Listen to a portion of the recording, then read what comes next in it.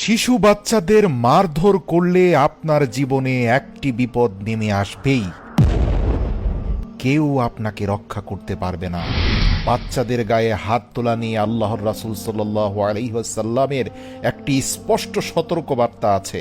প্রিয় দর্শক, ভিডিওটি শেষ পর্যন্ত দেখুন, কেননা যাদের বাচ্চা অত্যাধিক দুষ্টুমি করে, অনুগত নয়, বাবা মায়ের কথাবার্তা শুনতে চায় না, তাদের ক্ষেত্রে আল্লাহর রাসূলের পরামর্শ আছে না মেরে একটি বিশেষ আমলের মাধ্যমে ঠিক করা যায়। কিন্তু আপনি যদি বাচ্চার গায়ে হাত তোলেন, তাহলে আপনার জীবনে এক বড় বিপদ নেমে আসবে। অনেক মানুষের জীবন পরিবার ধ্বংস হয়ে গেছে ছোট কচি কাঁচা শিশুদের গায়ে হাত তুলে। প্রিয় দর্শক, ভিডিওটি শেষ পর্যন্ত দেখুন। এক ব্যক্তি তার ছোট বাচ্চাকে মারধর করছিল। এই দৃশ্য দেখামাত্র হযরত আলী রাদিয়াল্লাহু তাআলা আনহু দ্রুত সেই ব্যক্তির নিকটে গেলেন এবং ঝট করে তার হাত ধরে ফেললেন। ধরে হেঁচকা টান দিয়ে নিজের কাছে এসে বললেন, হে আল্লাহর বান্দা, নিজের উপর জুলুম করছো কেন? তুমি কি তোমার নিজের জীবনকে ভালোবাসো না? তখন সেই ব্যক্তি অবাক হয়ে বলল, হে আলী, আল্লাহর রাসূলের প্রিয় ভাই, আপনি এসব কি বলছেন? আমি তো এই দুষ্ট বাচ্চাটাকে শিক্ষা দিচ্ছি, নিজের উপর জুলুম করছি কোথায়? তখন হযরত আলী বললেন, আমি দেখতে পাচ্ছি তুমি নিজ হাতে নিজেকে ঘায়েল করছো। ওহে ব্যক্তি, আমি আল্লাহর রাসূল সাল্লাল্লাহু আলাইহি ওয়াসাল্লামকে বলতে শুনেছি, কম বয়সী শিশুর কান্না আল্লাহর অস্তিত্ব ও একত্ববাদের সাক্ষ্য দেয়। মনে রাখবে, যখন নিষ্পাপ শিশুরা ঘুমের মধ্যে হাসে, তখন তাকে ঘুমের মধ্যে নবী মুহাম্মদ ও রাসূল সাল্লাল্লাহু আলাইহি ওয়াসাল্লামের পরিবারের দর্শন করানো হয়। হে আল্লাহর বান্দা, এই কথা কখনো ভুলবে না যে যখন শিশুর দেহে রূহ আসে এবং যতদিন সে সমস্ত গুনাহ থেকে নিষ্পাপ থাকে, ততদিন পর্যন্ত আল্লাহর ফেরেশতারা আল্লাহ তাআলার রহমত এবং বরকত সহকারে সেই মাসুম বাচ্চার আশপাশে অবস্থান করতে থাকে।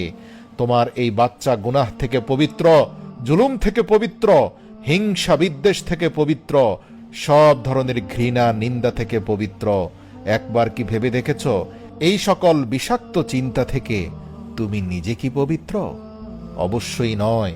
ইতিমধ্যে তোমার অন্তর হিংসা বিদ্বেষ দ্বারা কলুষিত হয়েছে, ঘৃণা নিন্দা দ্বারা কলুষিত হয়েছে, হালাল হারাম দ্বারা কলুষিত হয়েছে। কিন্তু এই শিশু নিষ্পাপ।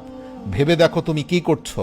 তুমি একজন পাপী ব্যক্তি হয়ে আল্লাহ পাকের নিষ্পাপ বান্দার উপর জুলুম করছো, যার ফলাফল স্বরূপ আল্লাহ যে কোনো মুহূর্তে তোমার উপরে আসমানি জমনি বালা মুসিবত নাজিল করতে পারেন।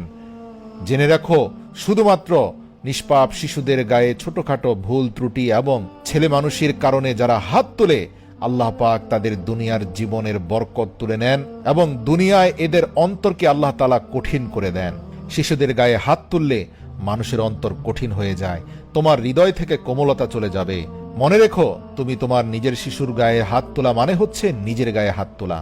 তুমি যদি তোমার এই বাচ্চাকে মারধর করো, তাহলে তা তোমার বরবাদের কারণ হবে আর তোমার রিজিক থেকে বরকত উঠে যাবে। মনে রাখবে, নিষ্পাপ শিশুদের মারধর করলে আল্লাহ রিজিক কমিয়ে দেন। তখন সেই ব্যক্তি বলতে লাগলো, হে আলী, আমি আল্লাহ পাকের কাছে ইস্তিগফার করছি, আমার এই গুনাহ যেন আল্লাহ ক্ষমা করেন।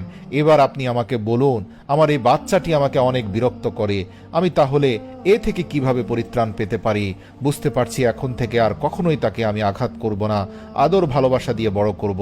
কিন্তু তার ত্রুটি বিচ্যুতির জন্য আমি কি করতে পারি? হযরত আলী রাদিয়াল্লাহু তাআলা আনহু বললেন, যখন তোমার বাচ্চা খুব বেশি পরিমাণে দুষ্টুমি করবে, তোমাকে বিরক্ত করবে, তখন তুমি তার মাথায় হাত রেখে আল্লাহর রাসূল এবং তার পরিবারের প্রতি দুরূদ পাঠ করবে। তুমি দুরূদে ইব্রাহিম পাঠ করবে এবং পরপর একবার, 3 বার, সর্বোচ্চ 5 বার পর্যন্ত এই আমল করবে। দেখবে সাথে সাথে বাচ্চা থেমে গিয়েছে।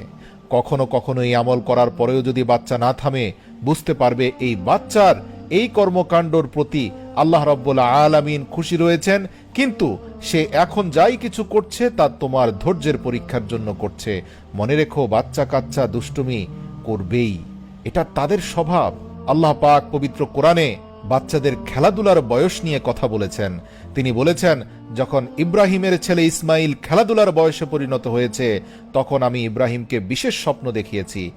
এই আয়াত আমাদেরকে বিশেষভাবে বুঝিয়ে দিচ্ছে বাচ্চাদের একটি বিশেষ খেলাধুলার বয়স রয়েছে, যেটা নবী ইসমাইলের ক্ষেত্রেও এসেছিল। তাই খেলাধুলার বয়সে খেলাধুলার ছলে বাচ্চারা অনেক কিছুই করবে। এখানে অভিভাবকদের ধৈর্যের পরীক্ষা আল্লাহ নিচ্ছে।